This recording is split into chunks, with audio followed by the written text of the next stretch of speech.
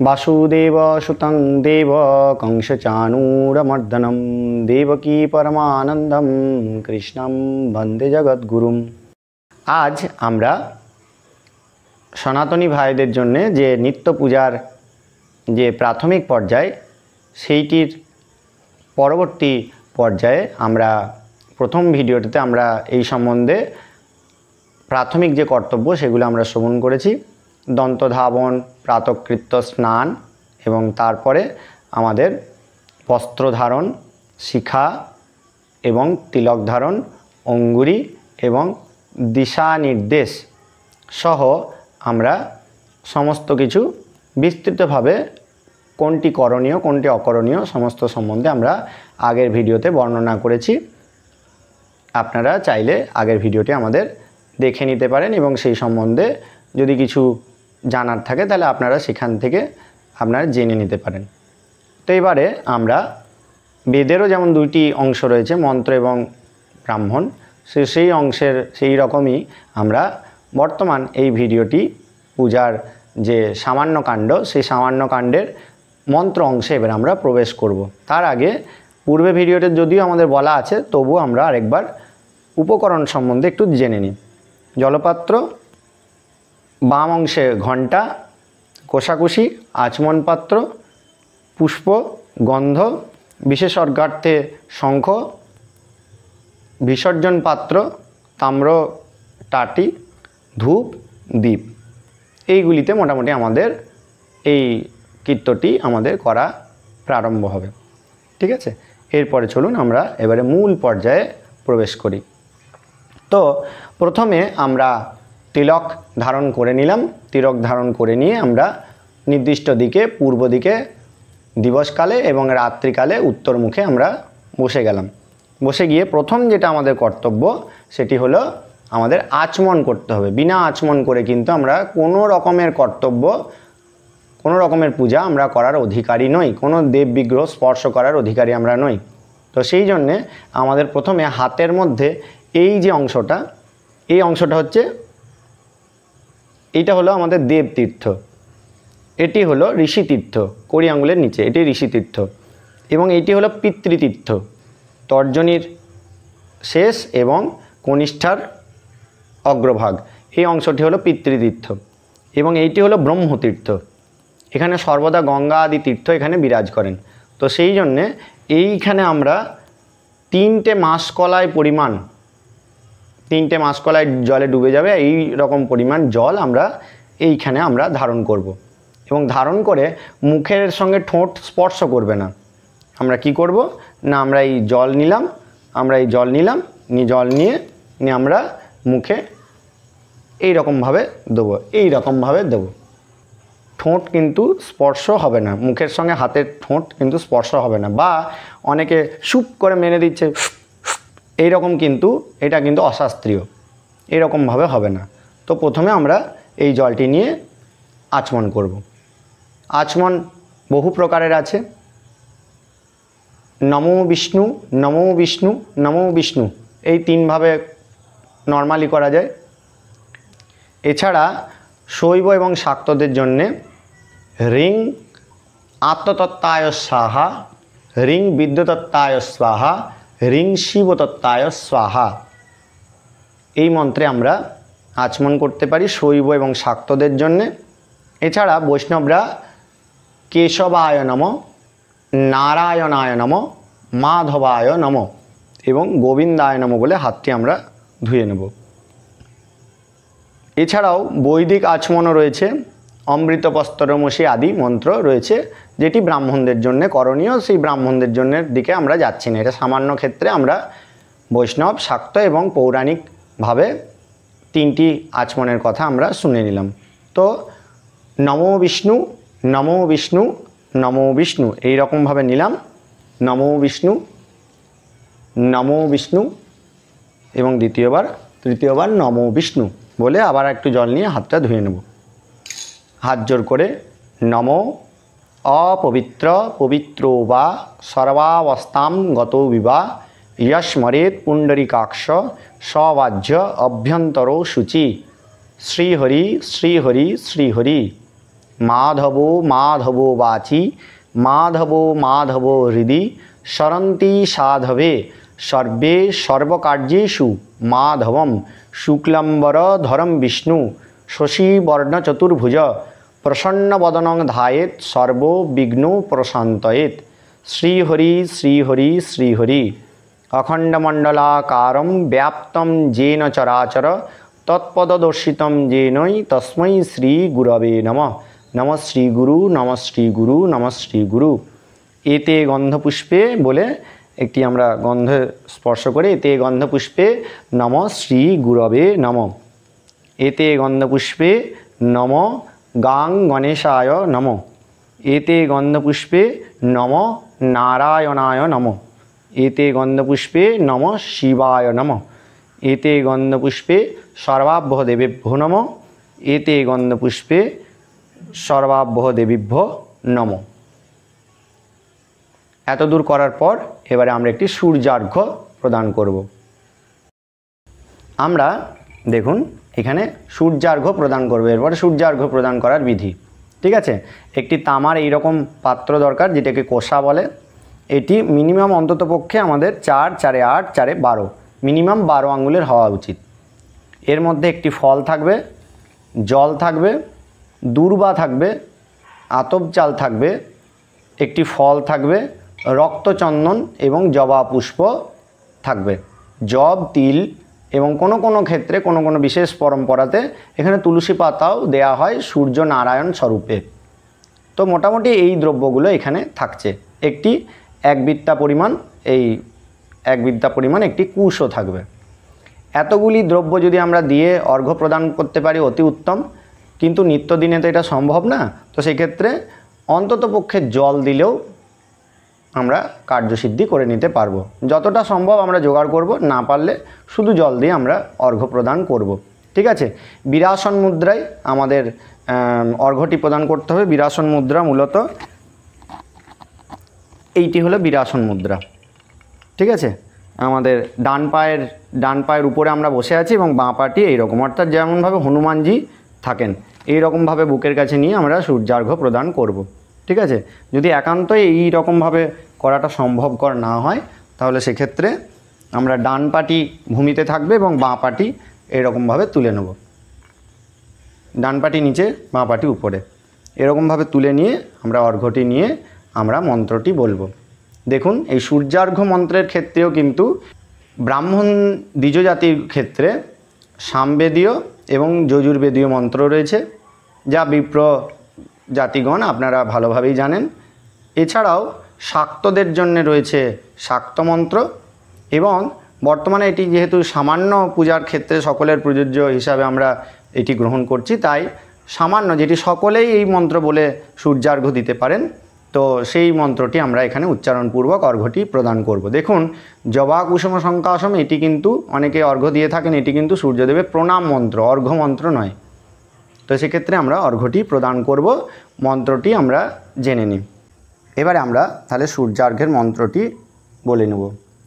দিশি দিশি তপনং মহগ্রতাপম জ্বলিত হুতাসনদীপ্তম তেজসং তিথিকর মুহূর্তম কালচক্রম দিবস করণ্য শরণ্যং উপৈতু সূর্যম নম শ্রী সূর্যায় নম।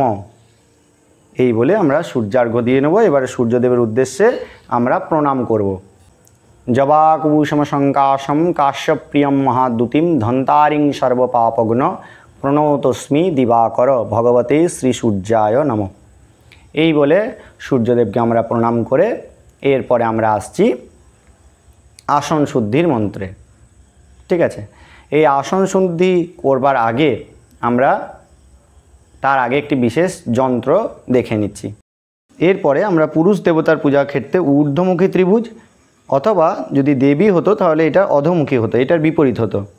তাই আমরা ঊর্ধ্বমুখী ত্রিভুজ করেছি, হাতে পুষ্প নিয়ে। এতে গন্ধপুষ্পে আধার শক্তি কমলাসনায় নম বলে আসনটি আমরা এর উপরে পেতে নেব। ব্যস্ত সমস্ত হাতটাকে আমরা ঘুরিয়ে নিয়ে এরকমভাবে মন্ত্রটি বলবো। অস্য আসনোপবেশন মন্ত্রস্য মেরুপৃষ্ঠ ঋষি সুতলং ছন্দ কুর্মদেবতা আসন উপবেশনে বিনিয়োগ পৃথিত্যয়া ধৃতা লোকা দেবী ত্বং বিষ্ণুনা ধৃতা তঞ্চ ধারায়মাং নিত্যং পবিত্রং কুরুচাসন। এরপর আমরা বাঁ দিকে কানের উপর থেকে বামে গুরুভ্য নম, পরাপর গুরুভ্য নম, পরমিষ্ট গুরুভ্য নম, দক্ষিণে গণেশায় নম, ঊর্ধ্বে ব্রহ্মণে নম, অধে অনন্তায় নম, পশ্চাতে ক্ষেত্রপালায় নম, মধ্যে নারায়ণায় নম, সম্মুখে অমুক দেব্যই নম। এই বলে আমরা আসন শুদ্ধি করে নিলাম। এরপর আমরা পুষ্প শুদ্ধি করে নেব। পুষ্প রয়েছে, পুষ্পটাকে আমরা নরচক মুদ্রায় ধারণ করব। এরকমভাবে আমরা ধারণ করব। পুষ্পর দিকে স্পর্শ করে পুষ্পে পুষ্পে মহাপুষ্পে সুপুষ্পে পুষ্প সম্ভবে পুষ্প চয়বে বকৃণে চ হুম ফট নম বলে একটি পুষ্প আমরা লাল পুষ্প নিয়ে নেব। এখানে একটি সাদা পুষ্প দিয়ে আমি দেখাচ্ছি। লাল পুষ্প নিয়ে হাতের মধ্যে পেষণ করব, গন্ধ সঙ্গে নিজের বাঁ দিকে ফেলে দেব, নিয়ে হাতে আমরা ধুয়ে নেব। এটি আমাদের কর শুদ্ধি হয়ে গেল। এরপরে আমরা জলশুদ্ধির জন্যে সামান্যার্ঘ্য স্থাপন করব। এইখানে নিজের বাঁ দিকে একটু বাঁ দিক করে আবার একটু চন্দন নেব। চন্দন নিয়ে একটি ত্রিভুজ, পুরুষ দেবতা হলে ঊর্ধ্বমুখী, স্ত্রী দেবতা হলে অধোমুখী ত্রিভুজ, তারপর একটি বৃত্ত,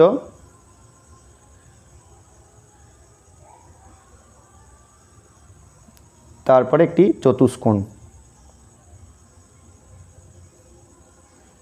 দেখে নেন আপনারা, বৃত্ত, চতুষ্কোণ এবং মাঝখানে রয়েছে একটি ত্রিভুজ। আমরা পূজা করব। এতে গন্ধপুষ্পে রিং আধার শক্তয়ে নম, কুর্মায় নম, অনন্তায় নম। এবারে ফট মন্ত্রে আমরা 3 বার তুড় দিব, ফট। এরপরে আমরা কুশিটি এখানে রাখবো, এইরকমভাবে রাখলাম।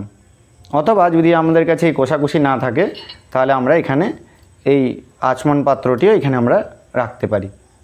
ঠিক আছে, তো আমরা সুবিধার্থে আমরা এটি রাখছি, কুশিটিও রেখে দিচ্ছি। এরপরে আমরা এতটা হয়ে গেছে। এরপর আমরা যে দেবতা বা দেবীর পূজা করছি সেই তার মূল মন্ত্র অনুসারে জলটি পূরণ করে নেব, বা শুধু নম এই মন্ত্রে আমরা জলটা পূরণ করে নিলাম। ঠিক আছে, জল পূরণ করে নিলাম। এরপরে আমরা পুষ্প দিয়ে পুজো করব। এতে গন্ধপুষ্পে মং বহ্নি মণ্ডলায় দশ কলাত্মনে নম। এতে গন্ধপুষ্পে আং অর্কমণ্ডলায় দ্বাদশ কলাত্মনে নম। এতে গন্ধপুষ্পে উং সোমমণ্ডলায় ষোড়শ কলাত্মনে নম। আমরা এখানে ফুলের ব্যবহার করেছি। আপনারা প্রথম মন্ত্রটিতে বেলপাতা, দ্বিতীয় মন্ত্রটিতে জবা ফুল এবং শেষের মন্ত্রটিতে আপনারা চাইলে দূর্বা পত্রের ব্যবহার করতে পারেন। এরপরে আমরা এখানে হুং মন্ত্রে অবগুণ্ঠন মুদ্রা করব। হুং এই মন্ত্রে অবগুণ্ঠন মুদ্রা, এটা অবগুণ্ঠন মুদ্রা। ঠিক আছে, এইটি অবগুণ্ঠন মুদ্রা, অথবা কেউ কেউ এইটিও করে, যেটি আপনাদের সুবিধা সেটি।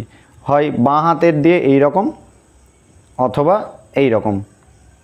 ঠিক আছে, তো অবগুণ্ঠন মুদ্রায় হুং, তারপরে এই দিয়ে আমরা ধেনু মুদ্রা করব, দুহাতটি রেখে।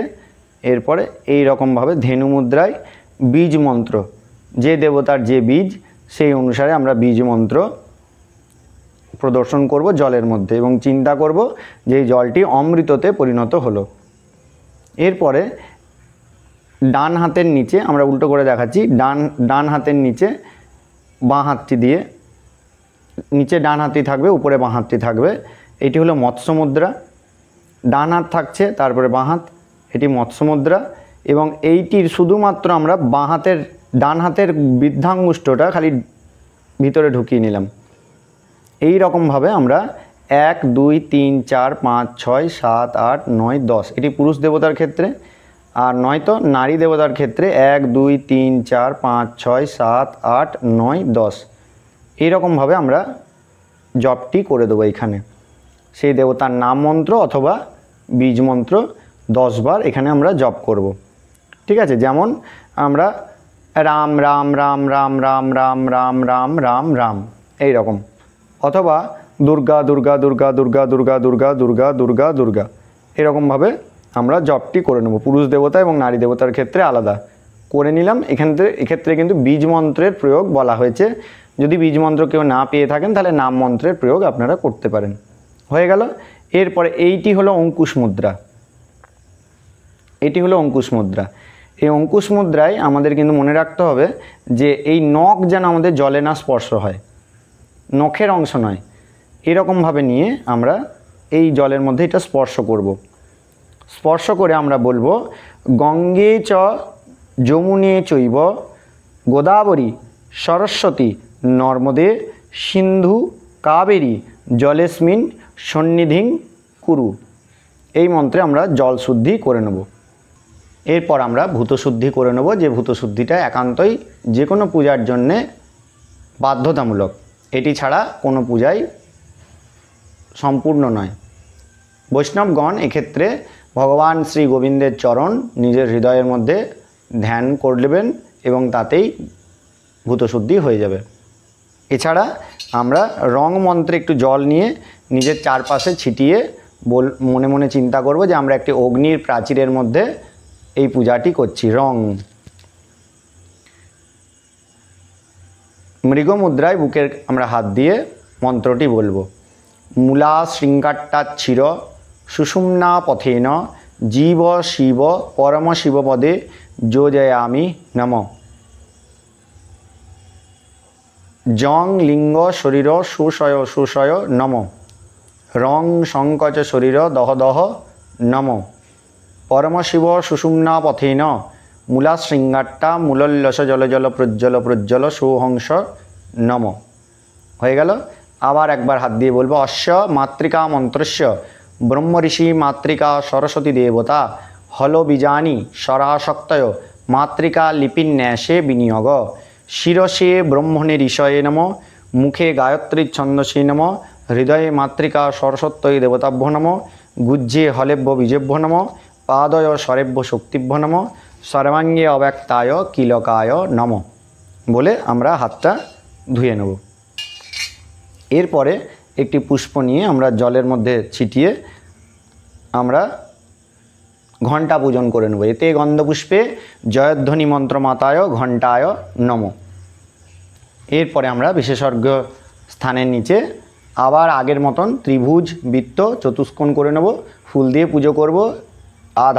রিং আধার শক্তি কমলাসনায় নম কুর্মায় নম অনন্তায় নম পৃথিব্যই নম। ফট মন্ত্রে আমরা এটি রাখব।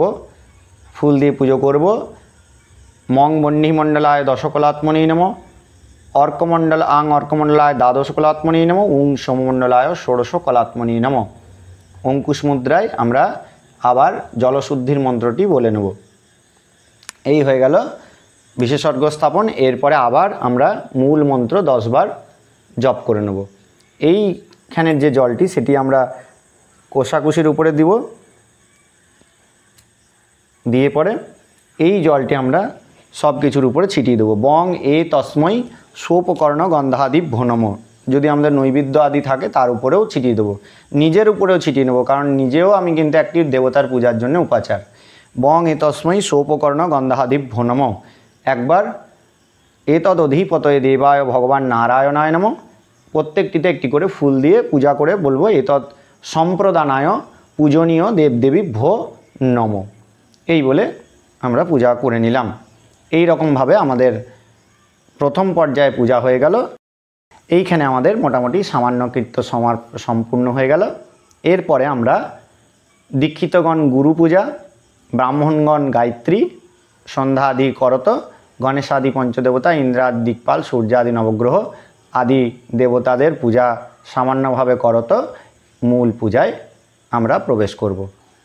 এটি আমাদের এই সামান্য যে ক্ষুদ্র প্রচেষ্টা সেটা এখানেই সম্পূর্ণ হলো। এর পরবর্তীকালে অন্যান্য ভিডিওতে আমরা মূল দেবতার পূজার কথা এবং তার যে পূজাবিধি সম্বন্ধে আমরা আলোচনা করব।